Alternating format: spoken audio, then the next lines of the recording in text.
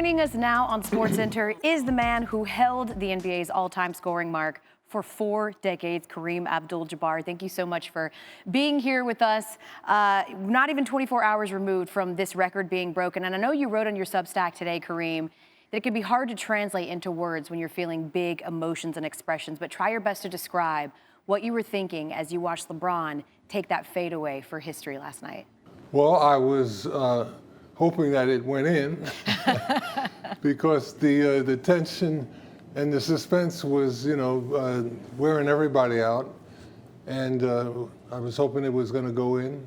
So that was the primary one. And then all of the other things that come from that, the game stops, the fans get to see history being made. I was proud, and there was some melancholy there because it's nice to be known as number one at something. LeBron absolutely earned it. He worked very hard for it, and he'll be a fitting wearer of the crown. I love that you mentioned that, the transparency in saying there's a little bit of melancholy because you do want to be the best at something. This is a record that has stood for 40 years. And I know you've moved on from your basketball legacy and you're focused on your social one, but how do you sort of measure the preservation of history and statistics all these years later? As the cliche goes, records are made to be broken, and records give us an idea of where we are in terms of development of anything.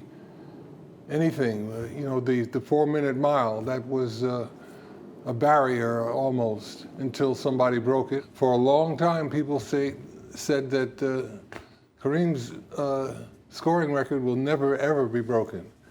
And, it didn't work out that way. It's not supposed to. How did last night's revelry compare to April 5th, 1984, when you broke Wilt Chamberlain's all-time scoring record? When I broke Wilt's record, my family was there, my mom and dad were there, and that really enabled me to share it with close friends and family, the guys on the team that supported me getting it done. Wilt Chamberlain was not there when you broke his record. Why was it so important that you were in the building to witness in person what LeBron did last night? Well, I think it was important for me to be there because too many people had the idea that I disliked LeBron or that I was overly critical of him. And none of that was true. I had a whole lot of admiration and respect for him as his career evolved. I have appreciated and respected what LeBron has done on the court and off the court. I mean, off the court, he's been incredible. And, those things that he has done there have made me more proud of him than the things on the court.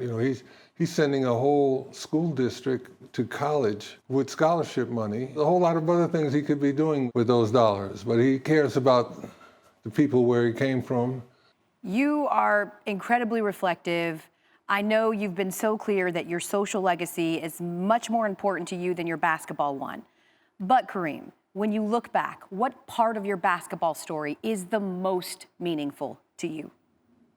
Wow, that's difficult. I've enjoyed playing on dominant teams at every level of the game.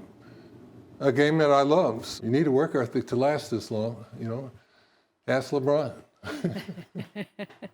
Certainly, an absolute icon, Kareem Abdul-Jabbar, joining us here on SportsCenter. Thank you so much, Kareem, for your time, for your perspective, and just for always being a champion in the community. We appreciate you. Happy Black History Month, Kareem. Oh, thank you. Same to you.